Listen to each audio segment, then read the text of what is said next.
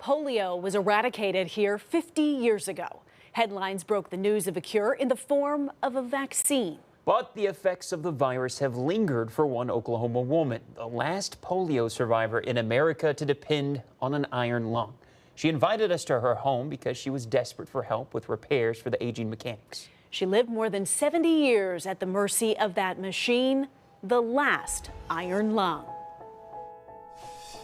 Before the vaccine, polio outbreaks sparked widespread terror in America, especially among families with kids.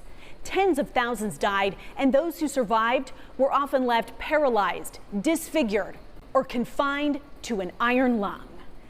As the disease was eradicated by childhood immunizations, so was the need for this dinosaur. In fact, the very last American living in an iron lung was right here in Oklahoma.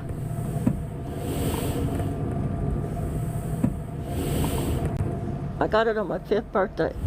In 1953. I woke up and it was sunny and I started to sit up and my neck was killing me, my throat.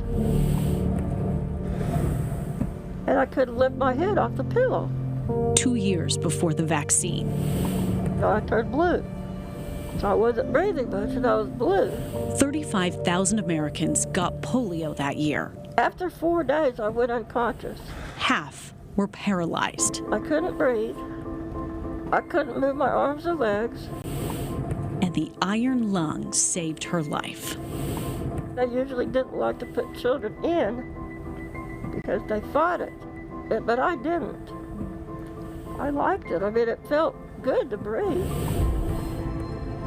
Martha Ann Lillard spent 6 months in the hospital learning to breathe on her own, living in an iron lung 23 hours a day. When I got in it at night, I was tired. Always, and getting in there felt wonderful. She came home to Shawnee with the iron lung. Eventually, she taught herself to walk again. Her right arm remained paralyzed, but she could partially use her left.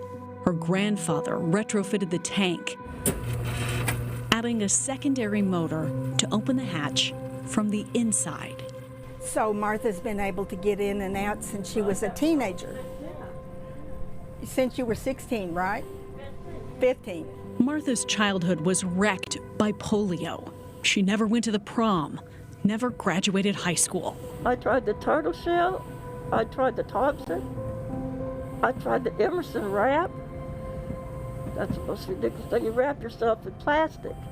Over the decades, some polio survivors transitioned to more modern respirators. But for Martha, nothing worked like the bellows of the iron lung. They had a lot of different kinds, but none of them could get up to this 21 pounds, which is what I needed to breathe. She was able to live outside the iron lung. In her healthiest years, Martha climbed in only to sleep 9 hours a night, a respite for her one working lung. I bought this one from a guy in Ogden, Utah. The other one just broke down from no care. So this is your second one? Uh-huh. She lived independently until recently, often using a portable ventilator outside of the iron lung. She didn't really require a caretaker until COVID. She fixed her own meals and took care of everything herself. Martha developed post-polio syndrome, a devastating long-term effect of the polio virus. You could just notice little things disappearing, small things that other people might not even notice. You know, I would notice them. The iron lung was her saving grace until COVID-19, long-haul COVID, and shingles. But do you feel proud Of what? that you have survived? Well, I wouldn't have wanted to die of the polio when I had it. But I would a lot rather not have been born. I wouldn't want to take anything away from what I believe is a master design. And on the other hand, I'd rather not do it. At 78 years old, Martha can no longer breathe on her own when she's lying on her back. But she can't sit up by herself. The past 6 months, she's been in the pressure chamber 24 hours a day. And like her own body, the iron lung has started to break down.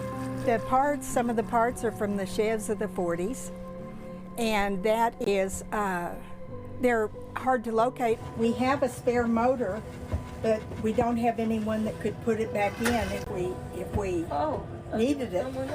Power flash just ahead of me at the Shawnee Mall. Power flash. Last year, a tornado knocked out the power here. Her generator failed, and Martha's husband did mouth-to-mouth resuscitation until help arrived. It has been a hard life. And not for the reasons that you would think. Mostly from bureaucracy, from people's lack of or unwillingness to understand. Do you think you will spend much more time out of this iron lung? I don't really think so now. Martha faced death head-on 73 years. She fought with courage, breath by breath. On the last day in June, she took her last breath. Martha was removed from the vacuum. And for the first time in 73 years, she slept outside the iron lung. Unto Almighty God we commend the soul of our sister departed. Eternal rest. And we commit her body to the ground, earth to earth, ashes to ashes, dust to dust. Her life was a testament to the cruelty of disease and the power of medicine. Were you ever surprised that Martha lived so long? Yes, I was. And you know, but she was determined.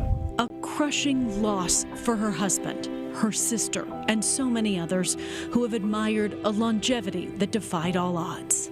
But you're now free. You are free now, Martha. Martha Ann Lillard, the keeper of a memory the world would like to forget. Now free of the prison of the last iron lung. We went to her home just 3 weeks ago, and when we did, Martha gave me this handwritten note, a short list of things that would make her life better. The last notation, someone to visit. So while we are terribly sad to bring you the news of her death, I do feel incredibly grateful we got to meet her and to visit just 8 days before her death, and I am honored to share the story of her remarkable life, the last American. That's incredible. to live in an I iron wanted lung. to push on this, the husband. Tell the story of that, because that's pretty incredible too. When did they meet? When did they get married? They met in 2005 on a Yahoo chat room. She did spend a lot of time online. He's from Egypt. He moved here last year. They got married in February. In February. And Man, he is it crushed crushed by him. her I'm death. sure it crushed him. Thinking but about that family again tonight. that's incredible.